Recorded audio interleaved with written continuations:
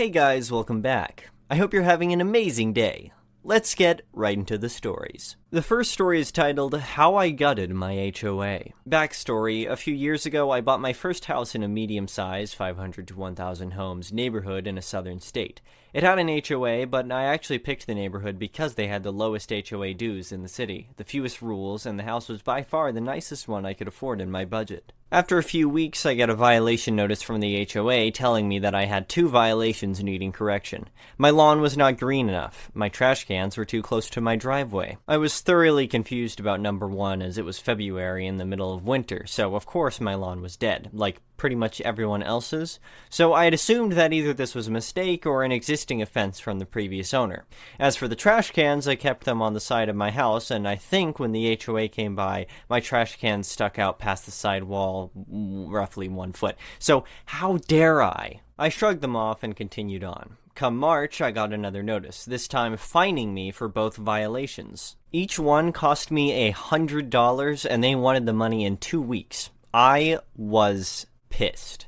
This has made no sense, and I was not about to let them just try and get money for BS violations. So I called the management company that worked with the board to get them appealed. The lady told me that I needed to appeal directly to the board and that I could do so in the next annual meeting in a few days. So I of course showed up to the meeting. Prior to it starting, I met with a few homeowners and learned that they were all there for similar BS violations and were pissed off too. I then talked with one of the members of the board about the fine appeals process. He was an older guy in his 70s with short gray hair and a very worn and angry face. He asked what I was getting fined for, and when I told him, he just looked at me and said, "And you should get fined for that. Young people like you not taking care of their homes is the whole reason I got on this board. Learn to be a better property owner."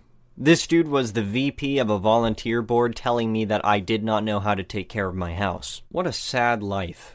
The meeting then started, and the moderator mentioned that since this was an annual meeting, we would be voting on 3/5 of the board members. They had some applicants to the board, and we could also nominate someone today. That's when I had the idea of how I could get my revenge. When the election part of the meeting came, I nominated myself, gave some BS speech about HOAs are not here to make money and that I wanted to serve my community. I won in a landslide, and you could see the board members getting annoyed because they had scowled during my speech. After the meeting, I appealed my violation in a very elegant way, and they agreed to waive my trash can violation. As for the grass one, apparently since I had weeds growing in my yard, like tiny patches in the corner, they were still fining me because the weeds were turning yellow after I sprayed them. I was dumbfounded how they could get away with this, but they used a technicality in the bylaws that I had signed, so I ended up losing $100. Revenge, I will be honest, I had not expected this to work. After joining the board of 5, including myself, I was appointed secretary and had to help maintain meeting notes and review records. They specifically told me that I was not allowed to propose new policies, but I could vote on new ones proposed by the VP or president, which I later learned was actually a violation of their own rules. I voted every new rule down as long as I was in that position. I decided that my best course of action was to listen to how the others operated and look for an opening to get each of them off the board. The first opening came when the president, who literally looked like the most Karen woman ever, mentioned that she had wanted to fine for flowers that were not neutral color. Basically, if a homeowner wanted to add something like turquoise flowers, we would fine them. She apparently had a neighbor that had flowers that she didn't like, and she wanted to use the board to stop them. It was pretty insane. I then started my revenge on her. I started a message thread on Slack, since that's how we communicated, with the other board members and asked what they had thought about her policy and reasoning. After far too much deliberation, 2 of them honestly thought that this was okay. We agreed that the policy went too far. I then made a long post in the main channel telling her that her actions were not only wrong, but that she should be excused from the board. When she inevitably flipped out, I called a board meeting in the following week, and the other 4 board members voted her off for targeting a community member for personal gain.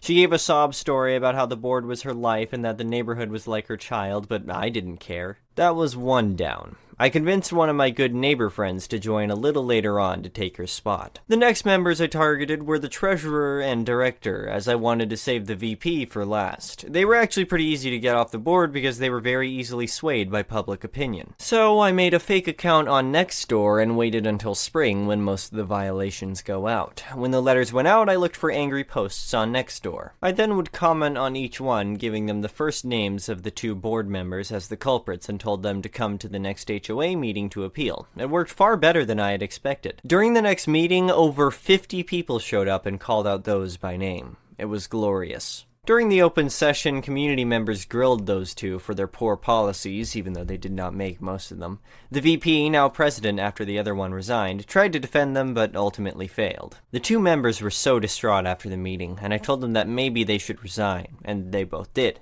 That was two more down, both of which were replaced by a couple who came to the same meeting and wanted to get rid of these rules. Finally, the board had been flipped to 4 out of 5 people wanting to get rid of all these dumb rules. The president, however, was still the same old angry, hateful man. He tried to add more rules to increase violation revenue, and we voted him down every time. He started to get annoyed, but stayed steadfast to the board. I tried a lot of tactics to get him to leave, and not much swayed him. A few months went by, and we started with a new management company. They had a much better style of property management and a website for looking through our community's records, as well as automated reports. When we got our first fines report, I hit pay dirt. The president's house appeared, and he owed around $10,000. Apparently, he had open violations that he had never paid, and the other management company hid it from the board for years, since he had been on the board for close to 7 years. So, I looked into remedies. Since his fines were over $3,000, our bylaws stated that a majority vote of the board could start an HOA foreclosure on the home,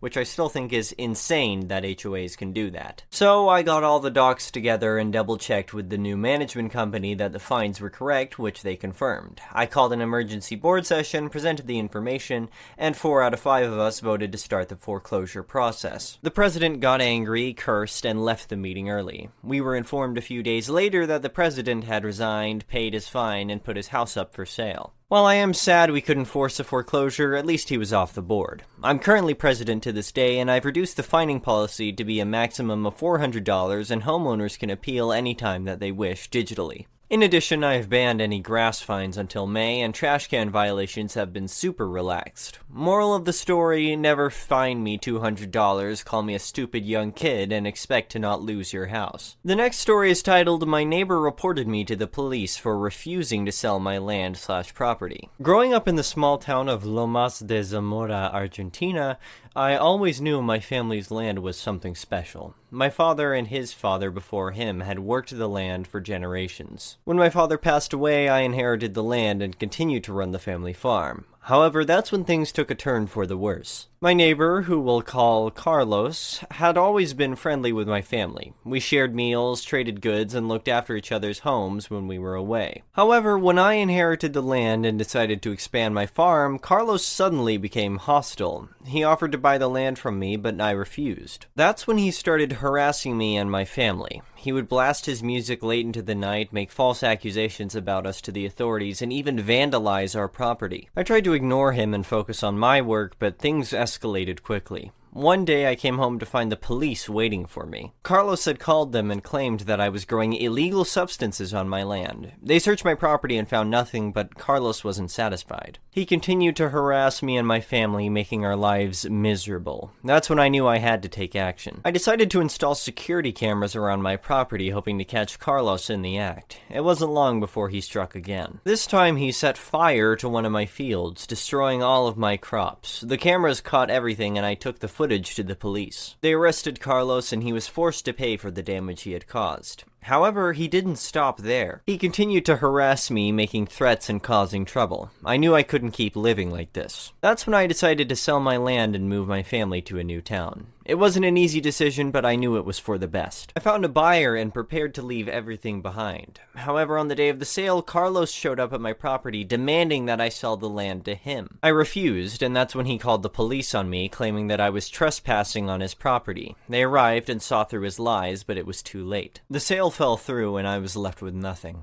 However, I didn't give up. I knew I had to fight back, so I went to the media and shared my story. It wasn't long before people started to take notice and the community rallied behind me. They organized a protest demanding that Carlos leave me and my family alone. The protest was a success and Carlos finally left us alone. However, I was still left without a home or a livelihood. That's when something incredible happened. A group of local farmers heard my story and offered to help me start over. They gave me a piece of their land and helped me rebuild my farm. Months went by and things were going well. I had a new farm and business was booming. The support from the community had been been overwhelming, and I was grateful for every single person who had stood by my side.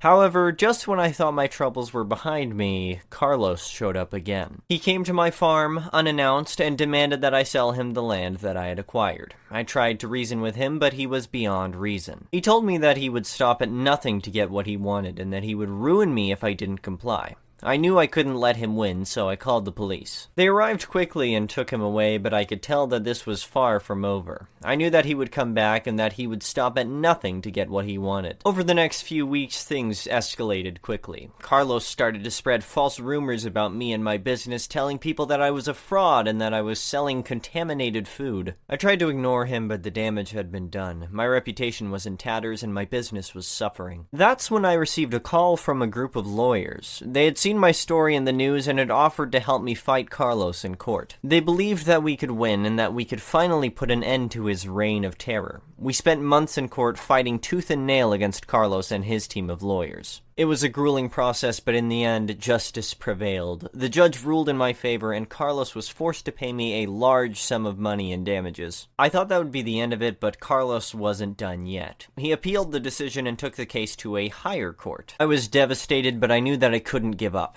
I had come too far to let him win now. The appeal process was even longer and more grueling than the first trial, but in the end, justice prevailed once again. The higher court ruled in my favor, and Carlos was finally forced to leave me and my family alone. It's been a few years since then, and I'm happy to say that I'm doing better than ever. My farm is thriving, and my business is stronger than ever. Carlos is long gone, but I know that his legacy will always be a part of me. I will never forget what he did to me and my family, but I will also never forget the kindness and generosity of those who helped me through the darkest time of my life. The last story is titled, My Mom Killed My Fake Baby. This happened in high school when I was like 16. Now I am 26 and I'm still bitter about it because it wrecked my GPA. So when I was in high school, I was in home ec for the second year in a row. At my school, we had different levels of home ec. Like how there's a Spanish 1, Spanish 2, Spanish 3. So freshman year, you did the boiled egg baby experiment, but in the higher level class, we got these fancy robotic baby dolls. The dolls had sensors in them in different spots, the mouth, the back, the bottom. We got these key fobs that were screwed into cloth diapers or built into bottles that when the baby would cry,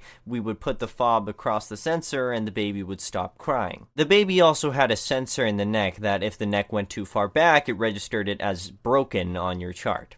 We were assigned the babies for one weekend. At this time, I was in marching band and I had games on Friday nights. I was worried that I wouldn't be able to hear the baby cry over the crowd and the band. So I asked my mom to babysit. I showed her how all the key fobs worked and all that. She said she'd do no prob, so I go to the game, do my marching band stuff, I go home. I get the baby back and my mom says that everything went well. I noticed when she gave it back that the baby did have some different baby clothes on, and she said they'd gone over to my aunt's and the cousins had dressed the baby up, but that she watched them. I got a little annoyed. Told her it wasn't a toy, that it was my grade, but she told me to calm down. So the rest of the weekend goes by, I take care of the baby, and I didn't miss anything. To be fair, I'd been watching kids since I was 14, and my job at the time was at a daycare. I got Fridays off for games, and they were closed weekends. So Monday rolls around, we turn in the babies, and they print out our reports from the computer. I got like a really low score. Like a 57 or something like that. I failed, that's for sure. I'm so mad because I didn't do anything wrong. I hadn't missed a thing. On the printout, it said that baby's neck had broken like over 10 times, had been left in a dirty diaper like 8 times, and hadn't been fed around the same amount. To say I was shocked was an understatement. I knew I wasn't the one who'd done, or I guess not done, any of that, so I obviously confronted my mom, outraged. She had tanked my grade and I was an A and B student. She denied the whole thing, and my stepdad tried to say it was me who did, and I was just trying to push blame on my mom because I didn't want to admit I did something wrong. So I went back to my teacher and asked her if she could print out another list of the infractions, except this time with timestamps on them. She said she could. I also asked that if I could get a letter from my parents saying that they had done all that stuff to the baby that she could pass me, and she said that she'd have to see. So I get the paper, and sure enough, enough, every infraction was in between the time I dropped the baby off with my mom and the time I picked it up after the game. I took the paper to my mom and confronted her. I remember my stepdad had the audacity to say I had faked it somehow. But I finally got her to admit that she had basically let the little cousins take it to their bedroom and play with it like it was a baby doll, all while she and my stepdad got drunk with my aunt. They wrote the letter and I got a C. But I'm clearly still resentful. I basically swore that day to never trust my mom with my future kids. This was also when I started to wise up to just how bad my mom and stepdad's drinking was. I had been dealing with it, but been in denial since the 8th grade. But that fall, it really just hit me how unreliable they were and how much they prioritized their drinking over me. Thank you for watching. I would really appreciate it if you could like the video and subscribe to our channel if you haven't already.